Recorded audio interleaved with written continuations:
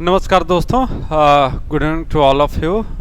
मैं Alok Singh coaching junction के इस प्लेटफॉर्म से आपको प्रणाम करता हूं, अभिनंदन करता हूं, नमस्ते करता हूं और ये उम्मीद करता हूं कि आप सभी लोग स्वस्थ होंगे, अपना पढ़ाई लिखाई का कार्यक्रम जो है आगे बढ़ा रहे होंगे और अध्ययन रेगुलर चलाते रहिए। एग्ज़ाम का अपना शेड्यूल होता है, वह आपके हाथ में नहीं होता है, लेकिन यह ज़रूर हो कि जब एग्ज़ाम हो तो हम उसके लिए तैयार हों। तो इसलिए रेगुलर आप देख रहे हैं कि क्लासेस भी आपकी चल रही हैं, जो भी हैं इतिहास के हैं, पॉलिटी के हैं, तो यह सब क्लासेज आपकी रेगुलर चल रही हैं और आप इनको जो है कायदे से रिवीजन करते जाइए। आप जिस भी चीज़ की तैयारी कर रहे हो, चाहे वह जीआईसी का जीएस है, सिविल का जीएस है या दूसरे जो एग्ज़ाम आपको देने हैं, तो आप जिसके लिए भी तैयारी कर रहे हैं या सब्जेक्ट जिनका है, तो उन सबको यह टॉपिक बहुत इम्पोर्टेंट है। संविधान संशोधन जैसे कहा जा रहा है, तो यहाँ पर कल आपको बताया जा रहा था कि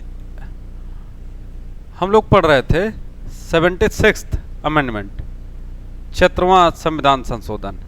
तो इसके अंतर्गत आप देख रहे हैं शेड्यूल 9 में संशोधन किया गया और 31 अगस्त 1994 को होता है। यह तमिलनाडु राज्य से जुड़ा हुआ है। किससे? तमिलनाडु स्टेट से जो है। तो कह रहा है कि enable continuance of 69% reservation in Tamil Nadu bye including the relevant Tamil Nadu act under 9 schedule of the constitution. तो 9वें शेड्यूल में तमिलनाडु राज्य के विषय में यह उपबंध है जो था भी पहले से, उसको क्या किया गया, कंटिन्यू किया गया कि तमिलनाडु राज्य में जो आरक्षण का प्रतिशत है वह कितना रहेगा, 69%, 69% यहाँ पर बना रहेगा। तो यह चीज़ यहाँ पर आपको क्षेत्र में संविधान संशोधन के अंतर्गत दी गई थी। यह है इम्पॉर्टेंट है, आरक्षण से जुड़ा हुआ मामला रहता है और ख़ास करके एक राज्य विशेष से है। तो ऐसे प्रश्न जो है, तमिलनाडु का मामला आप देखें कि चेन्नई हाई कोर्ट में भी गया हुआ है, सुप्रीम कोर्ट में भी यह मैटर गया हुआ था। बहुत चर्चित मामला रहा है जो क्षेत्र में संविधान संशोधन का, कि तमिलनाडु में 50% की सीमा क्यों क्रॉस की गई है आरक्षण को लेकर के केस किए गए थे लोगों के द्वारा। तो वहाँ पर जवाब दिया गया कोर्ट के द्वारा, उस निर्णय को जो है जस्टिफाई किया गया कि नहीं ठीक है, वहाँ पर इस तरीके का पॉपुलेशन जो है स्थापित है कि वहाँ पर 69% आरक्षण देना संविधान के मूल भावना के खिलाफ नहीं है। तो इस प्रकार से यह इम्पोर्टेंट है। और आगे थोड़ा सा देखा जाए यहाँ पर कि क्या चीज़ें दी गई हैं, तो आप देख रहे हैं कि 77वां संविधान संशोधन यह भी 1995 में होता है 17 जून को। और क्या है, a technical amendment to protect reservation to एससीज and ST employees in promotions. तो 77वां संविधान संशोधन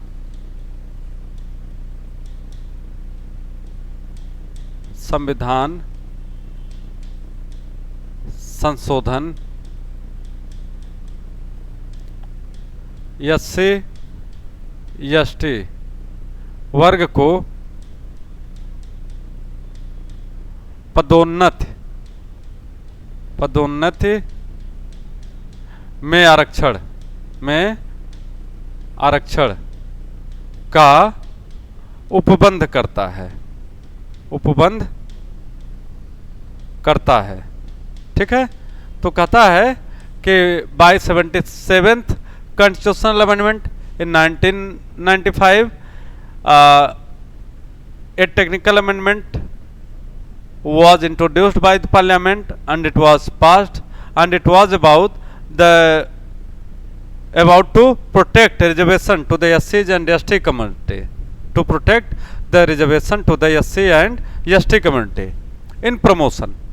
पदोन्नति में आरक्षण को यहाँ पर आप देखिए पहली बार जो है यह प्रमाणित किया गया कि अगर पदोन्नति में उच्च पद अनुसूचित जनजातियों के द्वारा नहीं भरे गए हैं तो पदोन्नति में आरक्षण देना जो है इसको प्रमाणित किया गया, सही माना गया, सही ठहराया गया। और संसद ने विधि बना करके इस संविधान संशोधन के द्वारा 77वें संविधान संशोधन के द्वारा इस रिजर्वेशन को जो प्रमोशन में दिया जा रहा था एससी एसटी वर्ग को, उसको प्रमाणित करने का कार्य किया गया।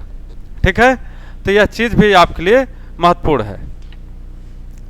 ठीक, आगे देखा जाए 78वां संविधान संशोधन 78th अमेंडमेंट जो है शेड्यूल 9 से जुड़ा हुआ है। 30 अगस्त 1995 को क्या कह रहा है, place land reform acts and amendments to these act under schedule 9 of the constitution. ये आपके लिए महत्वपूर्ण नहीं है, बिल्कुल इसे आप ध्यान मत दीजिएगा।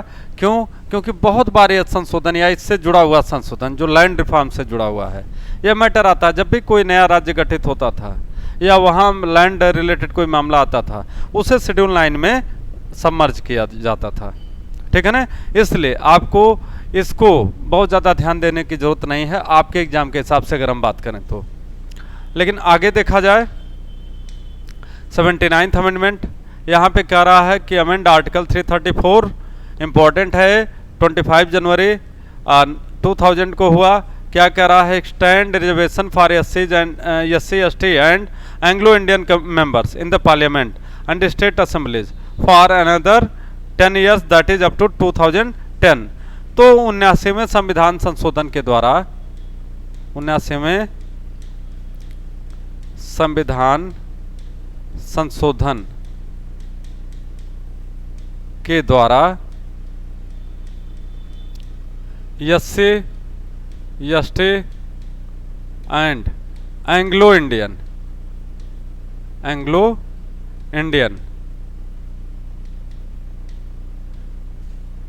जो कम्युनिटी थे को, देखिए कहाँ पे कह रहा है, पार्लियामेंट में, लोकसभा और विधानसभा में, लोकसभा और विधानसभा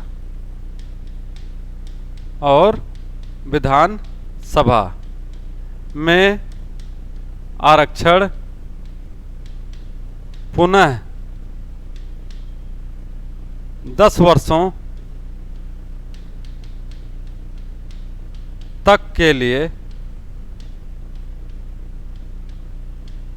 बढ़ा दिया गया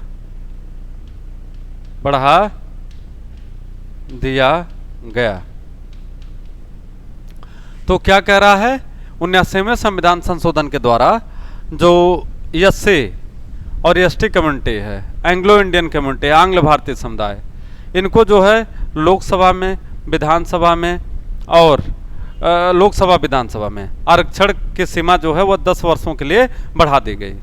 ठीक है, तो इसका मतलब है कि आरक्षण जो संविधान निर्माण के समय दिया गया था लोकसभा और विधानसभा में SC ST और एंग्लो इंडियन कम्युनिटी को, आंग्ल भारतीय समुदाय को, उसको जो है पुनः कह रहा है कि 10 वर्षों के लिए बढ़ा करके, और कब तक कर दिया गया, 2010 तक कर दिया गया।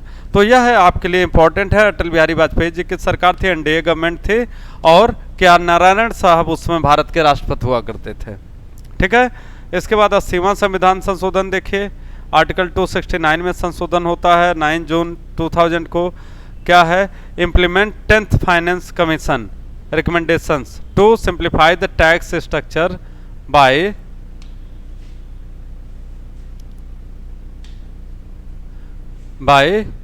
Pooling and sharing all taxes between state and the centre. तो 270 को भी देखिए यहाँ रिमूव किया गया, आर्टिकल 272 में भी संशोधन हुआ। तो इसका तात्पर्य है कि जो यह संशोधन लाया गया सीमा, यह केंद्र और राज्य के बीच जो टैक्स को लेकर के विवाद था उसको समाप्त करने के लिए जो आपका वित्त आयोग बना, 10वां वित्त आयोग जिसे कहा जाता है, उसके रिकमेंडेशन को लागू किया गया यहाँ पर, उसके सिफारिशों को, उसके संस्तुतियों को लागू किया गया यहाँ पर। ठीक है ना, इसके माध्यम से केंद्र और राज्य के मध्य जो करों के बीच एक अड़चन आती थी, जो बाधा आती थी, उस नियम को रिलैक्स किया गया, उसको निर्धारित किया गया।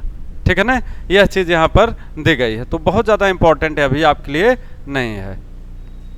लेकिन 81वां संविधान संशोधन अमेंड आर्टिकल 16 9 जून 2000 को होता है, कह रहा है protect SC and ST reservation in filling backlog vacancy. तो 81वें संविधान संशोधन के माध्यम से SC और ST कम्युनिटी के लिए अतिरिक्त भर्ती, अलग से भर्ती निकाली जाने लगी। तो बैकलॉग भर्ती का जो कंसेप्ट है, बैकलॉग भर्ती जो मतलब पीछे की भर्तियाँ, जो थी कि जो सीटें खाली रह गई एससी और एसटी कम्युनिटी की, उनके लिए आरक्षण का उपबंध 81वें संविधान संशोधन के द्वारा किया गया। तो इसीलिए बता रहा है कि बैकलॉग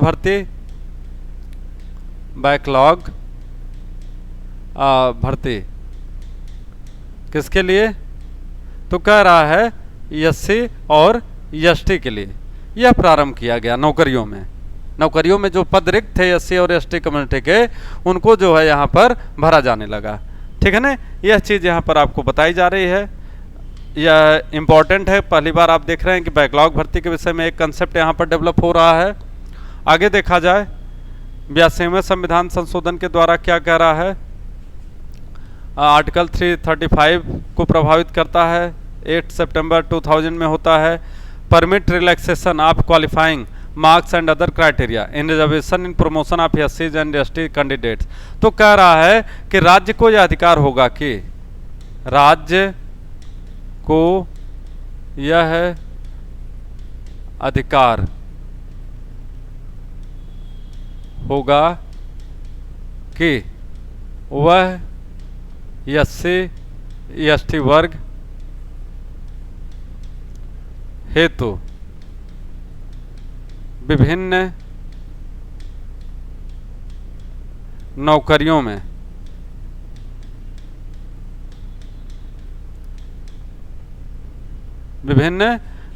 में क्वालिफाइंग मार्क्स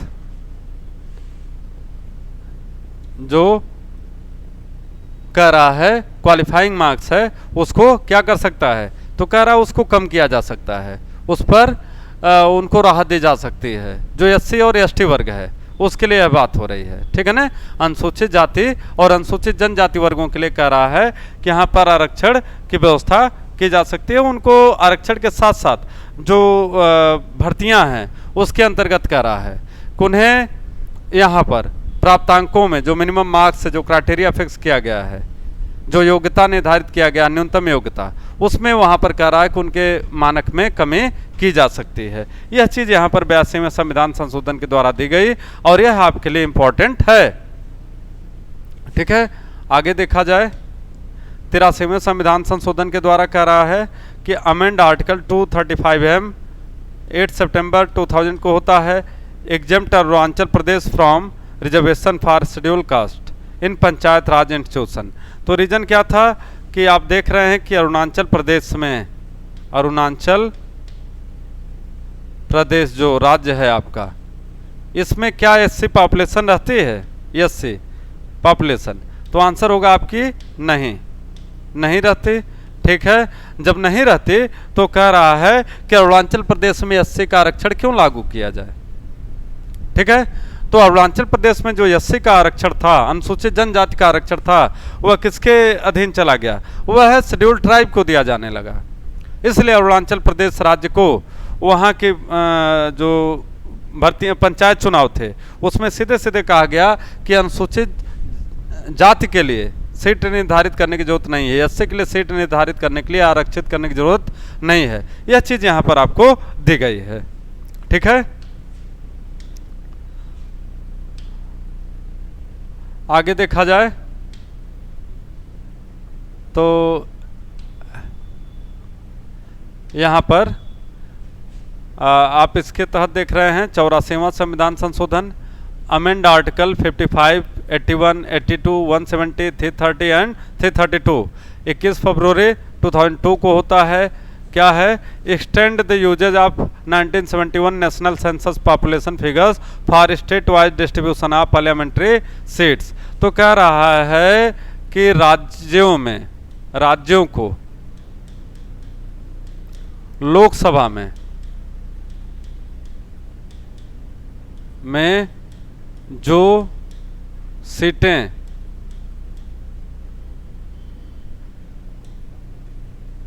आवंटित की गई वह है 1971 की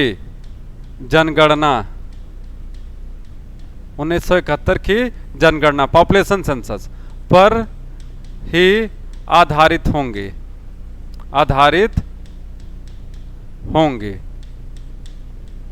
ठीक है ना, यह चीज यहां पर बताई जा रही है। तो कह रहा है कि whatever the seats have been allotted for each and every states in the Lok Sabha that will be continue with the same census 1971 census in coming years also. आने वाले समय में भी उसमें कोई संशोधन नहीं किया जाएगा। और इसको कब तक बढ़ा दिया गया? इसको बढ़ा दिया गया था 2001 तक, सॉरी 2011 तक, 2011 तक इसको बढ़ा दिया गया था। ठीक है ना, अगले 10 वर्षों के लिए। तो 50 आप इसके अंतर्गत देख रहे हैं 84वें संविधान संशोधन के द्वारा, 84वें संविधान संशोधन के द्वारा आप यह चीज देख रहे हैं कि जो सीटें थी उसमें कोई बढ़ोतरी लोकसभा में नहीं की गई। प्रत्येक राज्य के पास जितनी सीटें पहले से आवंटित थीं, जो निर्धारित थीं 1971 के जनसंख्या के आधार पर, वह सीटें अभी भी जो है कंटिन्यू हैं, उसी आधार पर वह चल रही हैं। ठीक है, तो इस प्रकार से आप देख रहे हैं कि यहाँ पर उसमें कोई संशोधन नहीं किया गया। 545 सीटें हैं। जिस राज्य के लिए जितनी सीटें निर्धारित थीं उस राज्य को उतनी ही सीटें जो है मिली, उसमें कोई परिवर्तन या संशोधन या अमेंडमेंट नहीं किया गया। ठीक है, इसके बाद आगे कह रहा है 85वें संविधान संशोधन के द्वारा अमेंड आर्टिकल 16, तो 4 जनवरी 2002 को होता है। कह रहा है a technical amendment to protect consequential seniority in the case of promotion of SC and ST employees. तो यहाँ पर संसद में संशोधन किस बात को लेकर के पास किया गया कि जो भी कंसिक्वेंशियल सीनियरिटी होगी एससी एसटी की प्रमोशन में, वह उसको दी जाएगी। तो technical amendment to protect consequential seniority in the case of promotion of SC and ST employees. तो अनुसूचित जाति और अनुसूचित जनजाति के लिए जो वरिष्ठता क्रम था कंसिक्वेंशियल ऑर्डर में, वह है उसी क्रम में कह रहा है कि यह कंटिन्यू रहेगा। मतलब जो आरक्षण देने की प्रथा है प्रमोशन में, वरिष्ठता क्रम में, तो वह जो है उसको जस्टिफाई किया गया कि नहीं, इसे दिया जा सकता है। इस चीज का निर्धारण यहाँ पर 85वें संविधान संशोधन के द्वारा किया गया 2002 में, आप देख रहे हैं। ठीक है, आगे 86वें संविधान संशोधन अमेंड आर्टिकल 45 51A इंसर्ट किया गया। इसमें 51A को इंसर्ट किया गया। 12 दिसंबर 2002 को होता है। क्या है?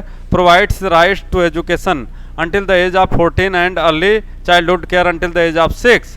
तो कह रहा है कि 86वें संविधान संशोधन के द्वारा, 86वें संविधान संशोधन के द्वारा 6 से 14 वर्ष, ब्रैकेट में लिख सकते हैं कक्षा 1 से 8 तक के बालकों को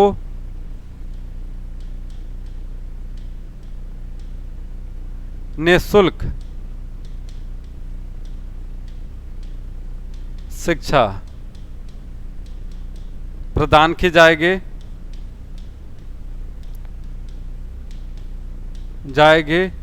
यह उनका मौलिक अधिकार होगा,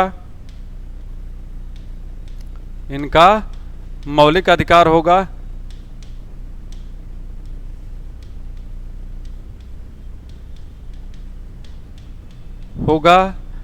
अनुच्छेद 21A में जोड़ा गया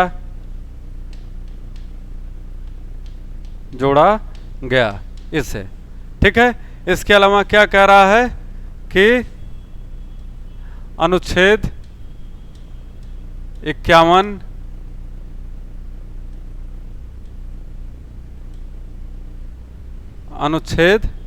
51A में एक क्लॉज जोड़ा गया के, मतलब 11वां मौलिक कर्तव्य जोड़ा गया, जिसमें क्या कहा गया कि माता पिता का यह दायित्व होगा कि वो अपने 6 से 14 वर्ष तक के बच्चों को विद्यालय भेजें। तो कह रहा है कि it shall be the duty of parent to send their children to the school who are between the age of 6 to 14 years. It shall be the duty of parents to send their children to the school who are between the age of 6 to 14 years. तो 6 से 14 वर्ष तक के जो बालक हैं तो माता पिता का यह दायित्व होगा कि उन्हें विद्यालय भेजें। इससे पहले आपने देखा कि यह जो शिक्षा का मामला था यह अनुच्छेद 45 के अंतर्गत था, आर्टिकल 45 के अंतर्गत। तो यह भाग 4 में था, जिसे हम राज्य के नीति निर्देशक तत्व या डीपीएसपी कहते हैं, directive principle to the state policy कहा जाता है। तो वहां पर जब यह था तो राज्य की जिम्मेदारी तो थी, लेकिन राज्य बाध्य नहीं था। State was not bound to execute that policy, but now since it was brought by a legal framework, by a constitutional amendment process, and it was made a fundamental rights by inserting in part 3 of the constitution under article 21 clause A। तो क्या हो गया कि यह उसका मौलिक अधिकार हो गया 6 से 14 वर्ष तक के बालकों का। अब कोई भी राज्य, कोई भी सरकार यह नहीं कह सकती कि नहीं हम शिक्षा नहीं देंगे। तो मुफ्त एवं निःशुल्क शिक्षा की बात हो रही है, निःशुल्क शिक्षा, फ्री एंड फेयर एजुकेशन, उच्च क्वालिटी की शिक्षा, अच्छी शिक्षा जो है वह उनको प्रदान की जाए। यह सारी चीजें आपको 86वें संविधान संशोधन के द्वारा दी गई। यह आप देख रहे हैं कि 2002 में इसको किया गया, ठीक है ना। और इसे विधि द्वारा स्थापित कब किया गया, तो कह रहा है कि विधि द्वारा 2009 में अधिनियमित किया गया, ठीक है। और 1 अप्रैल 2010 से लागू किया गया। तो कब से लागू किया, 1 अप्रैल 2010 से लागू किया गया इसको, ठीक है। तो यह चीज भी आप देख रहे हैं आपके लिए बहुत महत्वपूर्ण है, जो 86वां संविधान संशोधन था, बहुत महत्वपूर्ण। तो इस चीज को भी आपको याद रखना है, ठीक है। आगे देखा जाए,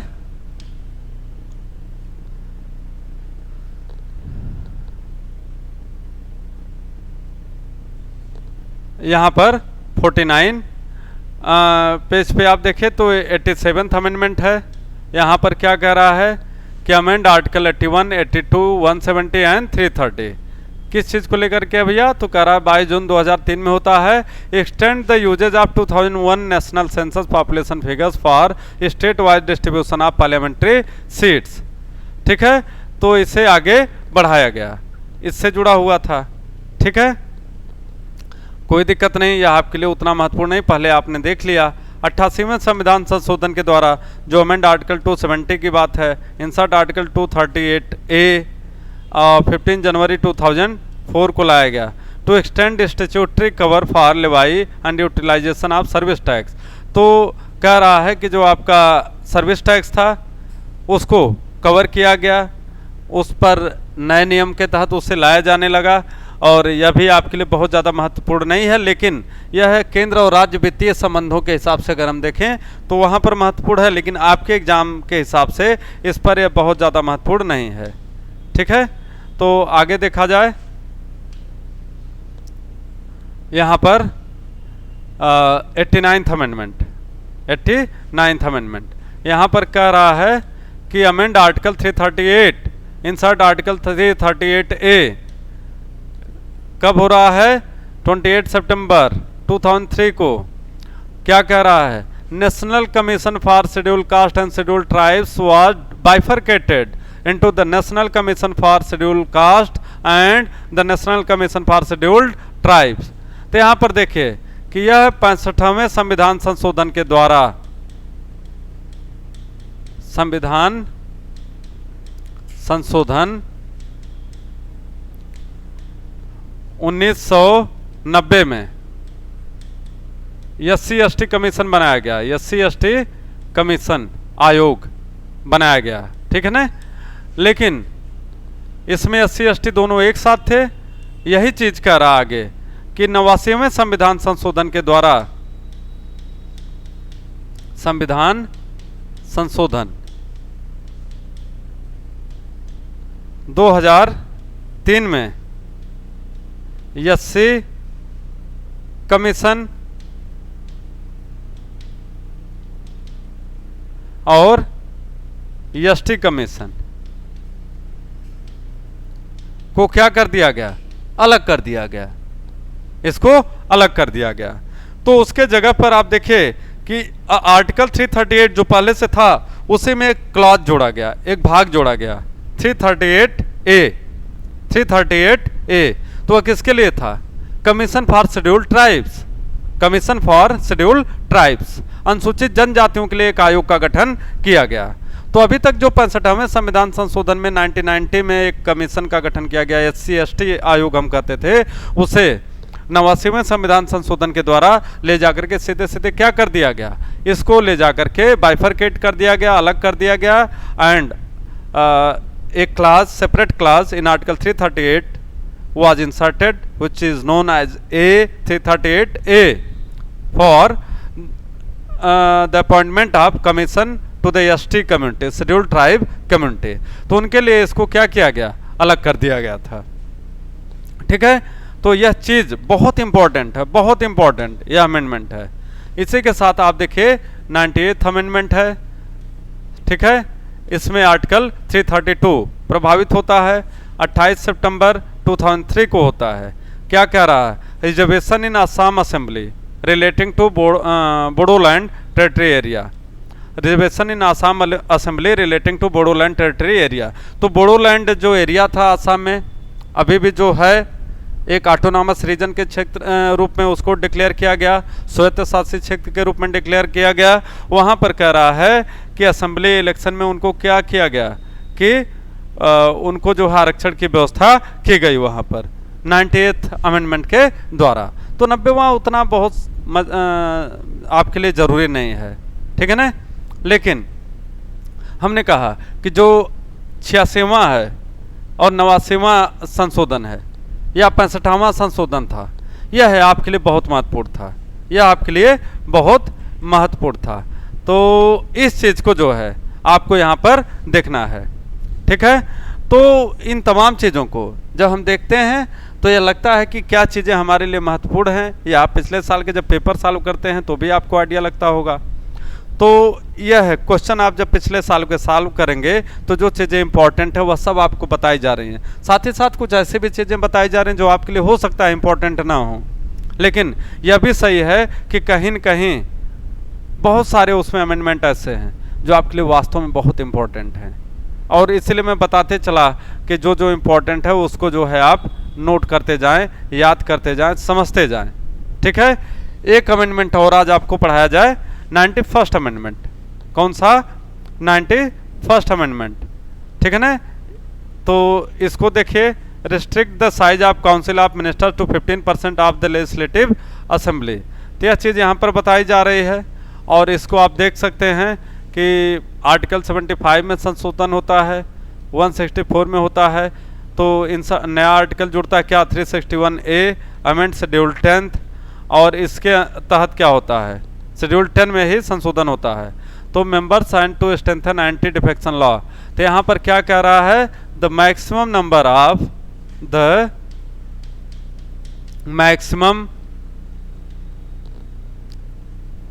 number of seats for council of ministers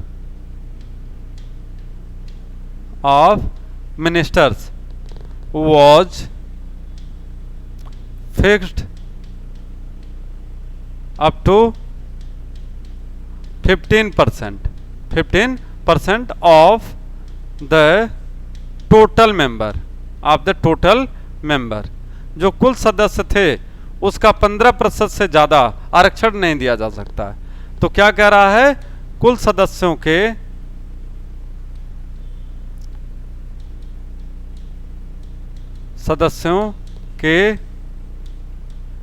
15% से ज़्यादा मंत्रियों की संख्या नहीं हो सकती, नहीं हो सकती। तो मंत्रिपरिषद के साइज जो है, काउंसिल ऑफ मिनिस्टर के साइज जो है, काउंसिल ऑफ मिनिस्टर्स की जो साइज है वह कितनी निर्धारित की गई? 15% मैक्सिमम। कारण क्या था कि यहाँ पर आप देख रहे हैं कि भारत में 1989 से लेकर के और 2014 तक अगर हम देखें तो कोलिशन पॉलिटिक्स या गठबंधन की राजनीति का दौर था। तो कहता है कि this period of time in Indian politics is known as the era of coalition politics, alliance politics. गठबंधन की सरकारें बन रही थी, तो हर राजनीतिक दल जो छोटे छोटे थे या बड़े दलों के साथ जो सरकार बनाती थी, बार्गेन करते थे, मोल भाव करते थे। किस बात को लेकर के? कि हमारे 4 सांसद हैं, हमें मंत्रालय देंगे या यही मंत्रालय देंगे तभी हम आपके साथ आएंगे। तो एक तरीके का बड़ा मजाक बन रहा था। तो उसको कंट्रोल करने के लिए एनडीए की सरकार थे, उसमें अटल बिहारी वाजपेयी 2003 में भारत के प्रधानमंत्री थे। उन्हीं के समय में आप देखिए क्या जो है चीज़ें निर्धारित की गई, 91st अमेंडमेंट। ठीक है ना? तो बहुत बहुत धन्यवाद दोस्तों। ये बहुत इंपॉर्टेंट जो संशोधन आज हैं उसमें बहुत सारे इतने इंपॉर्टेंट थे कि आपके एग्जाम में आते हैं, रिपीटेडली पूछे जाते हैं, बार बार पूछे जाते हैं। तो आप उन्हें ध्यान से पढ़िएगा, समझिएगा और लर्न करिएगा। एग्जाम में किसी प्रकार से कोई गलती मत करिएगा। तो बहुत बहुत धन्यवाद आप लोगों को। Have a good day, enjoy करिए, सेफ रहिए, बाय बाय।